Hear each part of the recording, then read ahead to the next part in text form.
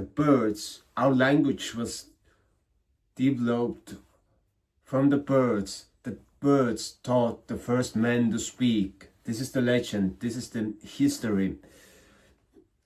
And by learning the speech of the birds, we learn to speak in our own language. And nowadays, when the birds come to us, close to us, then they have a message that we have to listen carefully to understand.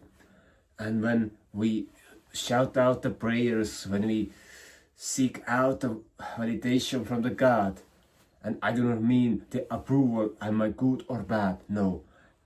But have I been sincere with my deeds and with my expressions? Am I aiming the things that are the greatest prosperity for me and all the people that are surrounding us? The prayer that I went to the field today, we have a labyrinth over there.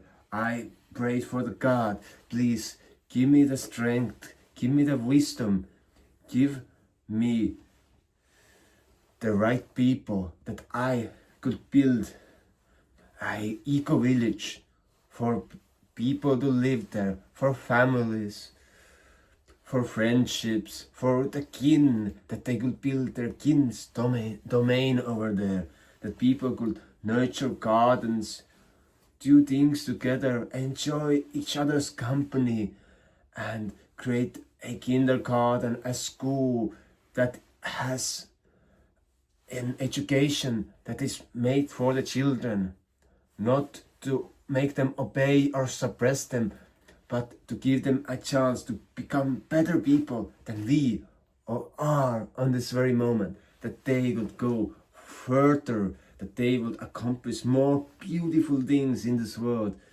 than we, the parents, have accomplished so far. And so I was in conversation with the divine, with the never-ending grace, and I pull into my body. I feel it. I feel this vision with all my senses, with my body, with my vision, and I know it is true. It will be there. It will be true. And that's the way how we manifest things that are true to us, that are real, that are something that we can accomplish, that we can give back to this world.